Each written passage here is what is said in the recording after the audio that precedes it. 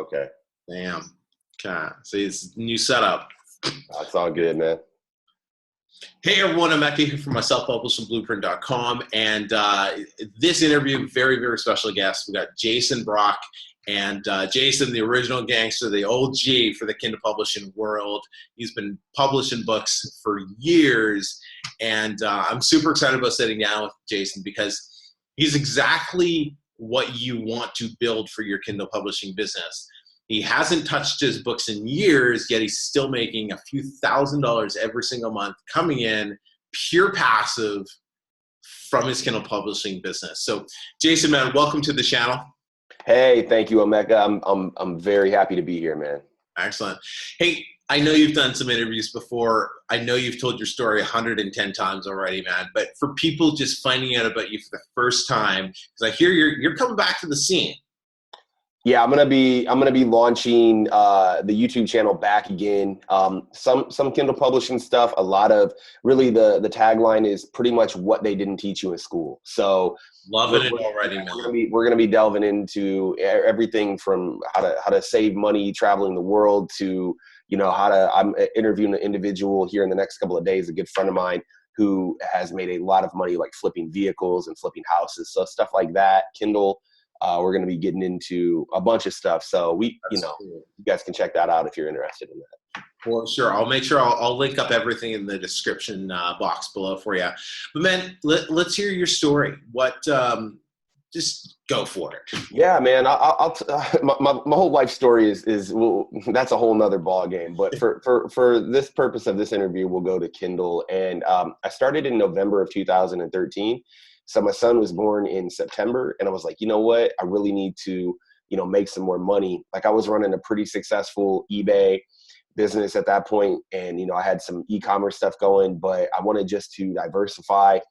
Came across some YouTube videos, just kind of, sort of lollygagging and eating dinner one night. I'm watching videos. I'm like, oh my Lord, this makes a lot of sense. Actually, the video that I watched was Stefan Palernos, and he was talking about, hey, like, here's what you do. You publish these books, you put them on Amazon, and, it's passive income. And that really, obviously you're pretty much a new parent yourself. So you know how valuable your time is. And so the whole passive income thing really spoke to me. And what I ended up doing is I sort of went on my own at first. I literally went through every YouTube video, like weird little webinar I could find. And I was just like, let me just see what, I can do on my own. Cause I pretty much got the concept of it. I pretty much understood, like, here's what you need to do and here's how you need to do it. And I think I put like 10 books out in 2013, and none of them really did anything. And then I just continued to perfect it and evolve it and learn from trial and error. And in I want to say it's been a while, man, but I want to say in January of 2014, I cracked $10,000 in book sales. Nice. And then I just continued to keep going. My biggest month was probably a little over $20,000. And, so that was pretty much my story as far as, just scaling the business. I ended up putting out, I want to say like 200 books. And many of you guys know this, and I don't write all the books myself. I wrote a few books, but for the most part, I would outsource the entire process and just put, think of myself as a publishing company. And so that's pretty much it. And then I started doing a bunch of YouTube videos on it. Excellent. So how long, so was that a year that it took you to really scale up from getting going to 10 to 20 grand a month? No, it actually, back in the day, man, it was a little easier. There was less competition. There was, you could get in there and really crank a book and hit a home run. This is actually before the pages read thing came out. So like if someone just bought your book, it doesn't matter, which I actually kind of like. I'm not a big fan of the pages read thing. I don't like that. I feel like, like I've got a bunch of books on my shelf right now. Like, I don't know if you could see them probably over here. Yeah. I haven't read a lot of them, and but they still got paid. You know what I mean? That's just a little rant. But you know who is a big fan of it? Jeff Bezos. Well, Jeff is he's He's a smart businessman. Actually, I think he just became the wealthiest individual in the whole world. So that was kind of cool. But yeah, man. I don't know. So yeah, no, it only took me 6 months, dude. It took me basically, well, yeah, no, 5 or 6 months, man, because I really started going full bore in 2014. That's when I was like, oh, like this is something I can do. Right. And so it took me about 6 months to really ramp up and get to that to the 20K mark, and then about 3 or 4 months to the 10K mark. That's awesome. That's awesome. And for those of you watching, the industry has changed so much since then. So let's not, jump. Yeah. It's still good. It's still lucrative, but there's definitely way more strategy required today than there was back then, for sure. And that's that's like anything, Yeah, I mean, like you want to be. I was on one of the first waves of that whole publishing movement. I mean, it was. I don't even know when Kindle publishing even really began. Honestly, probably 2010, 11. Huh? You said 11. I said 2010. Yeah, I would say around that time. I mean, I would have to go back. That's probably a good video to do. I mean, just the beginning of Kindle publishing and whatnot. But yeah, man. So I was on that first wave, and yeah, for those of you watching, and probably if you haven't ever published a book, I'll just tell you, it probably won't happen like that for you. You can, like Emeka said, you could probably still make money, but you will not. I won't say you will not, because you definitely could, but it will be harder to do than I did it, and some other people that even there was people that I came up with that were doing even more than I was, Right. And that's one thing I always talk about in some of my other videos is when you're searching stuff, especially about Kindle publishing, and that's the space I'm in right now, so I can only relate to that. But if you're watching a video that's more than 2 years old, just take everything they're saying with a grain of salt, because those techniques might be outdated. Even those techniques might not even be allowed anymore. True. So it's so key to make sure that you're still getting relevant information from people who are, who are still in the industry. But thinking back to, what, we haven't talked about income yet. When was the last time you actually looked at your KDP account, and how much money are you bringing in from those books currently? So I think I looked at my KDP account like last week, because I run ads to it. I don't know how. Do you talk a lot about like running ads? A little bit, yeah. Okay. So I run some ads with just the Amazon marketing service stuff. I don't do like Facebook ads, which I think some people have had some good success with that. But I literally just run the what do you call it, AMS, and I do okay with it. Like I have a couple of books that can I log in and check? Let me see. Yeah, go for it.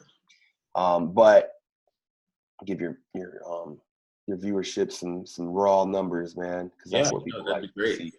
So with my KDP, I'm probably making anywhere from 3 to sometimes 5, but probably more towards that $3,000 a month now.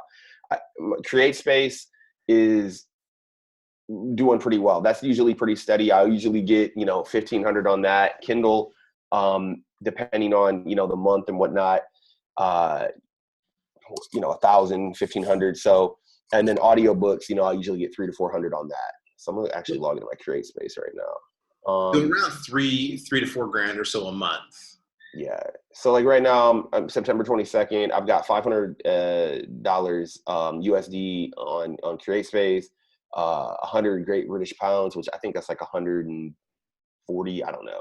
Yeah. So we're sitting roughly in 70 or 35 euros. So we're probably sitting about 700 right now in earnings on CreateSpace, and then I'll probably we'll close out that month. I'll probably get close to 1,000. Right. So that's CreateSpace. Let me look at my KDP dashboard as far as my ads, because I have one ad. So like I have one ad that's doing really, really good. Mm-hmm. The other ones haven't hit. So let me see. I haven't looked at this in a while, so I might be like, damn. Yeah. Let me see reports, and then we're gonna go to ad campaigns.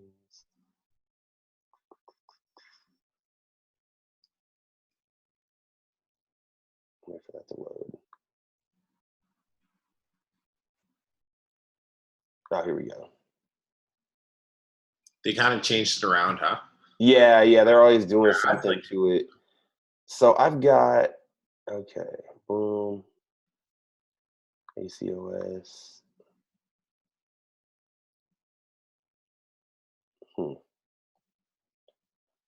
Clicks. Okay. So I've got one that I've spent $478 on, and it's brought in an estimated total sales of $1,264 with a 3783 ACOS. So that one's been my best one. Now, hey, question. Does that take CreateSpace and ebook sales, or is it just pure ebook sales from that? That's just pure ebook. It is. Yeah. This is something I was talking to Dale about. Are you doing any marketing with your paperbacks? What are some? I'm not, dude. Dale is the guy, man. I actually, Dale came over a couple months ago, dude, and he was dropping all this knowledge on Kindle. I go, dude, I just said, hey, look, I think you're the most knowledgeable person on self-publishing in the entire world. Like, yeah, I would second that for sure. He knows so many things, so like he would be the guy. But I know I think he's running ads on his CreateSpace books. Yeah, no, he is. And I tried to get in there, and you kind of have to do it like through this vendor express thing. Mm-hmm. And he instructed me how he's like, play dumb, they're going to deny you, play dumb. And I tried it, but they kept denying me. And they tried calling me, but I'm on, for some reason, they couldn't call me on my Mexican phone. But yeah, I don't know if they didn't know how to call international for some reason, but they should, because, right? It's an international company, yeah. Right. So, but anyway, so it looks like I kind of got out of luck, but I didn't fully understand what's the purpose of promoting your paperback. It's on the same page. They're just going to pick paperback or ebook or audio, right. Audiobook. Who cares which one's getting promoted as long as it's getting promoted? But so that's why I was like, whatever. But no, that guy is he's like freaking encyclopedia for self-publishing. He's got so many different. I mean, you're up there too. I mean, you've done 100 videos and more than 100, but like you did. I mean, so I'm assuming you're going through and trying to research new stuff every day just to come up for video content. So yeah, But now I just called Dale. They just called Dale up and they're like, hey, how can I get some help? But no, dude, that's pretty much it. And that's like another thing that might give some value to your audience is like, yeah, I've got a lot of these ads running. Most of them they suck. Most ads that you run are just not going to do well, but you will find a few that will kick some major butt. Don't want to say the cuss words now. You can't monetize. So, but yeah, man, that kick some butt if you go ahead and just test and test on your ads and anything in general. Anything like KDP Rocket to get the extra keywords or anything like that, or is it just like blood, sweat, and tears, like old school style? Just old school, man. Like I don't even that's the biggest thing that I could tell anybody is like when it comes to Kindle or any marketing or any business, dude, just do stuff. Like you can get programs and stuff and courses are great, but end of the day, man, I have so many people, my buddy wanted to start a YouTube channel, man. Great dude. Man, video. Huh? Film a video. Just do a video. A lot of people want to ask a million questions oh, how should I do? I'm like, that's the fun stuff. Buying cameras and all that. That's all fun. I'm like, pick up your phone and just do a video. I've got my first video that's got 100,000 views. The shot on this piece of junk webcam, horrible mic, but people, if the content's good, people will like it, Yeah. No, that's that's so true. That's so true. And it's getting started. All you have to do is just start. Stop asking questions, stop watching videos, just do it. Do it. That's so key, because the hardest part is that just once you get that first one done, right? Once you publish that first book, you film that first video, whatever the case is, you'll have so much confidence. Mm-hmm. Second, the third, the fourth, before you know it, you've done 10, and the ball starts rolling there. So, exactly. So that's cool, man. That's cool. Okay, so so you're making $3,000-ish. You got some ads going there that are obviously profitable. When was the last time you actually published a book? You remember that?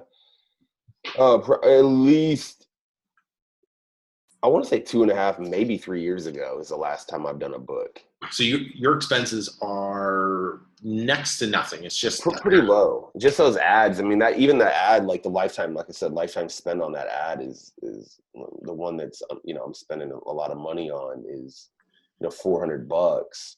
But I mean, that's really, I mean, it's an expense, but I'm profiting. right. So Like yeah. yeah. So I mean, yeah, my expenses are really nothing at this point, other than just they just. And like $3,000, that's somebody's mortgage.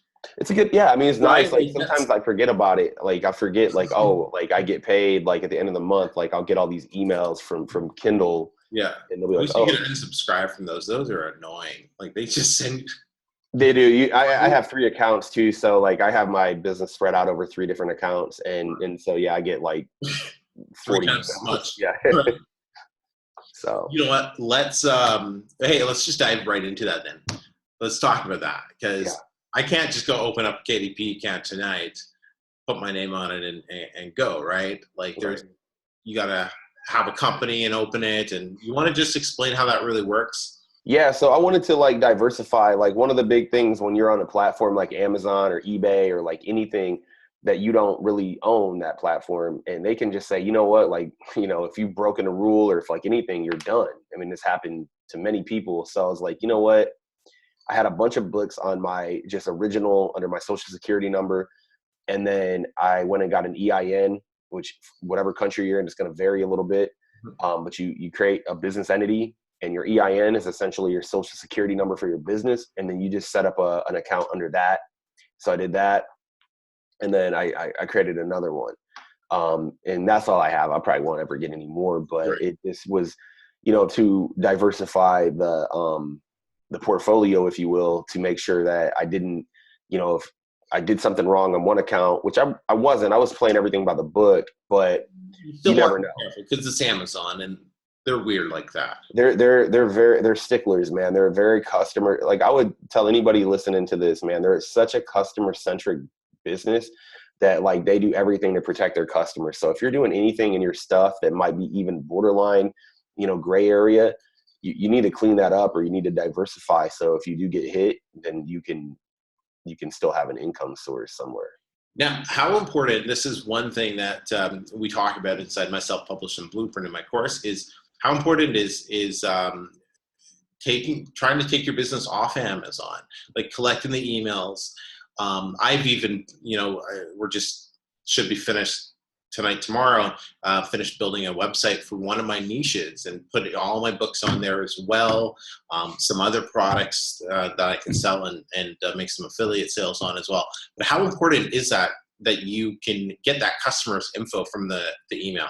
I would say it's definitely important. I would say that if you're a newbie though, I would say just focus on Amazon, because when you start looking at, let me create an email list and like let me do these websites, like people get overwhelmed. Right. So I would say like make some money just on Amazon, and then go through your course and learn how to do it and then do it. But like, I mean, just focus on getting some success on Amazon, because I've seen far too many people get mired in I need to do this and this, and they just never do it. But no, that's good, especially if you have a niche. Like if you're like in the dog niche and you're collecting all these people who are dog lovers, there's so much you can do with that. You can take that whole email list, upload it into Facebook, create lookalike audiences, all this stuff. You can market your book there on Facebook. You can market to them, like just like in the dog niche, you can market like, dog collars and dog pendants to people. So it's very, very important. And it's something that you could do to like, potentially make even more on that back end if you do that right. Yeah. It's definitely more an advanced skill that once you fully understand publishing, once you're making money and you're doing that, it's, a down the road plan. But no, that's awesome. That's awesome. Hey, what are you spread out in a lot of different niches? Do you focus on more specific niches? What are your thoughts on those two different strategies there? I was all over the place, right. And I kind of like, I kind of like niched it into like an author, like one author would be like a health and holistic person. The other person might be like a bodybuilder. Another person could be like a gardener. So I was trying to put every, but I wasn't as strategic as probably I should have been. I probably should have actually, done it a little bit more strategically and built a little better branding. I did okay, but there are people that did it a lot better. And I think that's like really the best way to do it, is just build that whole entire brand around that author. But I tried. My thing, man, it was just like I just wanted to make some cash. Yeah. And I wanted to, and I didn't want it to like overwhelm me, and I just wanted to make it easy. And I pretty much had everything automated, man. I had, obviously my writers were doing my writing. My VA was uploading my books. Like, it was just the traditional like 4-hour work week in that regard. I was just not touching my business as much. And that's kind of another reason why things, I wouldn't say fell off, but like didn't do as good. So I probably should have been a little bit more invested in the day-to-day operations, because there were some things that if I would have like signed off on it, probably would have done a little better. That's good that you bring that up, right? Because I think sometimes people think about trying to hand over the reins too early and outsource too early. I've been a stickler on that myself, just doing everything myself until it gets to the point where, okay, if I upload another book to KDP, I'm gonna pull my eyes out, right? Like, Yeah. then it's like, all right, I'll get a VA for that. And I'm just at the point now. I'm going through the process of training my VA manager, and he's been handling everything, and we're going through the first full book process together. So I really only talk to him once a week, and he's running everything. But is it important to make sure you do that at the right time, or Yeah, I mean, by the time I ended up hiring, like, obviously I hired writers in the beginning and stuff like that. But like by the time I hired like a full-time VA to do all that, like it was probably 7 or 8 months into it before I was like, okay, here's what you need to do. You need to upload these. You need to, help me with the descriptions and everything. So yeah, I mean, it was a while, and I definitely agree with you. I feel like you should learn something like even Ty Lopez talks about this a lot. Like, he's like, if you're going to have someone come over and, give you a quote or like do like work on your house, go on to Wikipedia. Like, let's say you're getting like plumbing work done. Go on to Wikipedia and just like spend 30 minutes researching a little bit about that subject, so someone doesn't come in and try to fleece you on a job. You know what I mean? So right. I'm a big believer, and you should have the knowledge before you, like you're saying, handing off the reins. And, that's a recipe for mediocrity. If you're just like, you know what, I'm not even going to be good at my own business, but I'm just going to like hope to God that someone else can do it for me. And you're not going to be successful if that's your thought process. That's cool. Hey man, let's wrap it up here, but you want to talk a bit about where you're headed? You want to come back to YouTube? I want to give you a chance to kind of, because it sounds like you got some cool stuff coming up, and it sounds like a lot of my viewers and followers might be, intrigued. So here's your chance to kind of plug yourself and just go nuts. Yeah, man, I appreciate it. So I was looking at kind of my business and like where I'm at, and like I'm doing e-commerce now. It's like pretty much my full time, how I'm paying my bills and how I'm making money.